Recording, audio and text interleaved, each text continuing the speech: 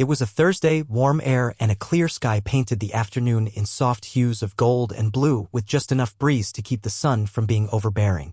Malik Brooks didn't need much that day: a quiet seat, a decent fork, and a little peace.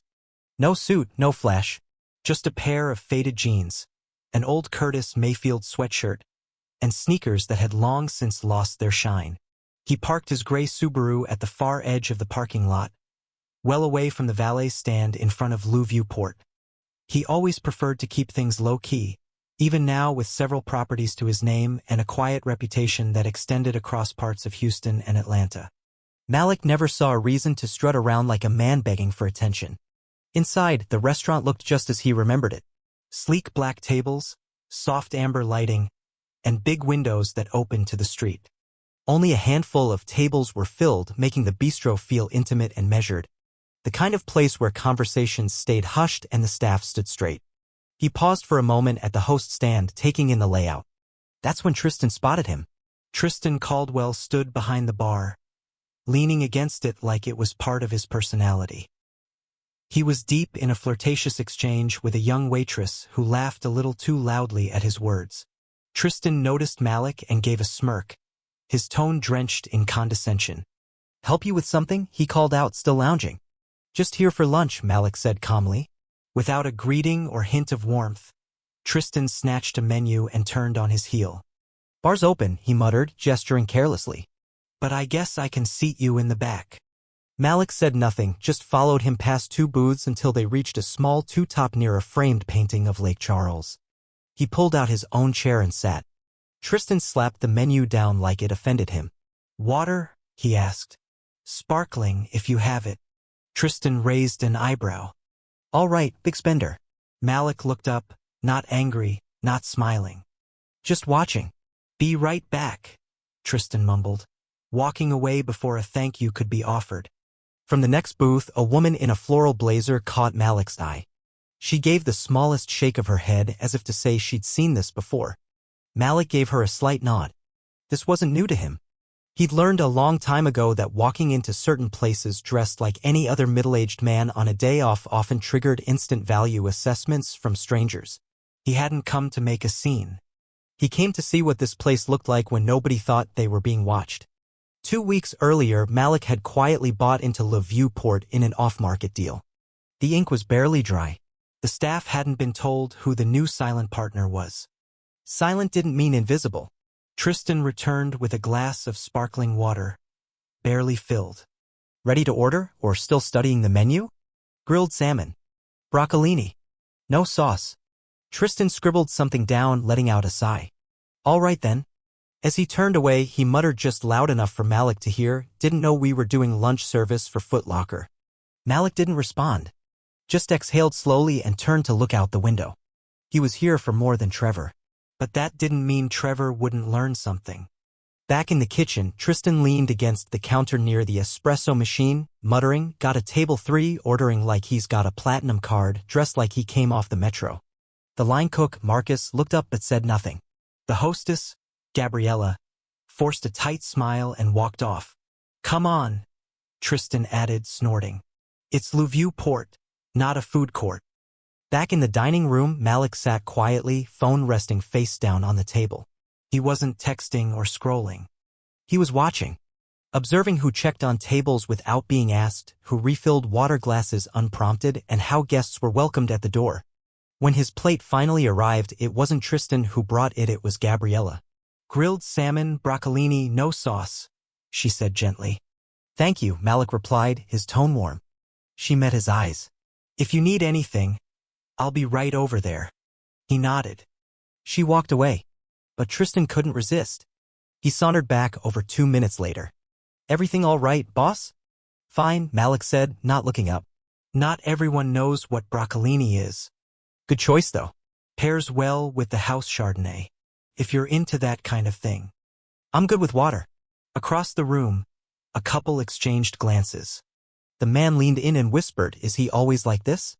"Worse when the manager's not around," the woman replied. Tristan leaned in a little closer. "Just letting you know, we've had issues with counterfeit bills lately. Management's asking folks to use cards if they can." Malik finally looked up.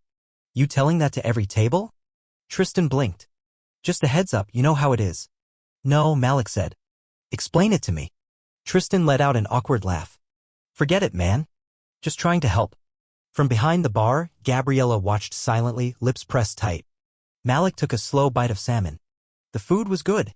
The service, however, needed serious work. Behind the kitchen door, Gabriella pulled Carlos, the manager, aside. Hey, just so you know, table 3 Tristan's been nasty. Shoe jokes, fake money comments. Carlos frowned. How bad? Bad enough. Thanks.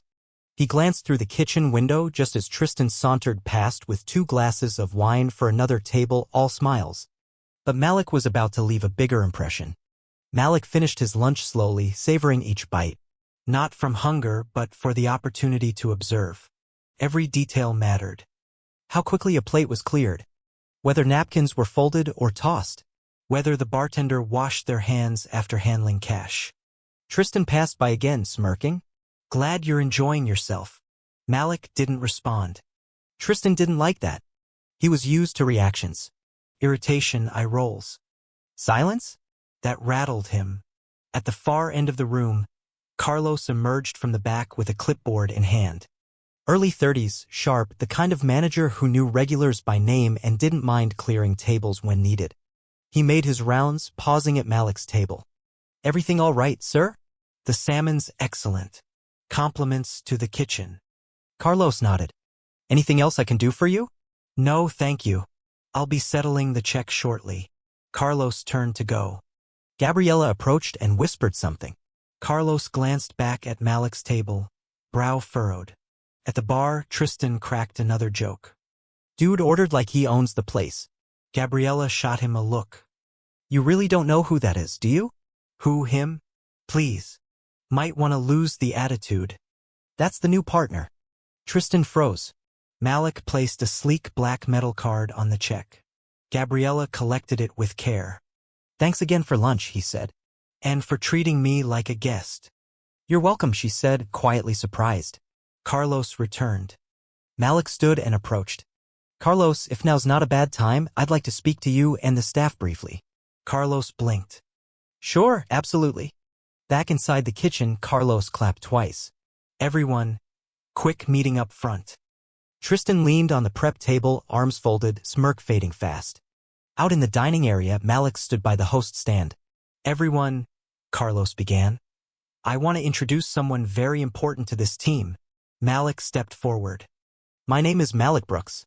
2 weeks ago, I became the majority partner in this restaurant. A beat of silence. I came to observe quietly. Today, I saw more than I wanted. I saw a man treat a guest like they didn't belong. Heard jokes that weren't jokes.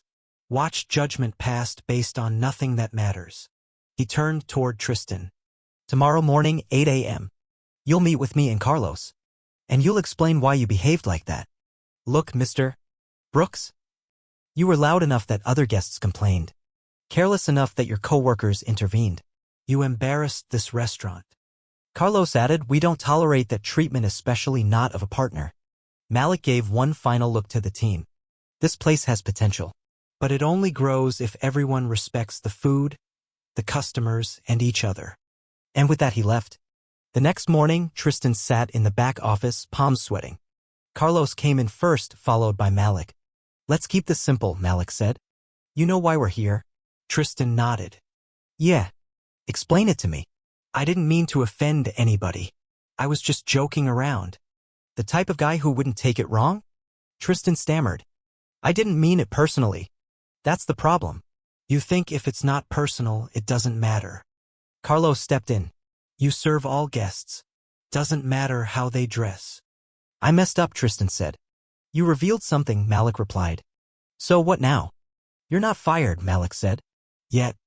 One chance. Retraining. Shadow Gabriella and Marcus. Learn. No more jokes. No more sideways comments. Okay. I understand. Good. Because I don't give second warnings. The following week, things changed. Tristan showed up early. Didn't crack jokes. Asked questions. Watched, listened, learned. One night, when a casually dressed black couple walked in, he greeted them without a blink. Malik returned once that week. He sat in the corner, watched, and smiled. Not because everything was perfect, but because something was finally shifting. Real change doesn't need fireworks, just presence, persistence, and a second chance taken seriously.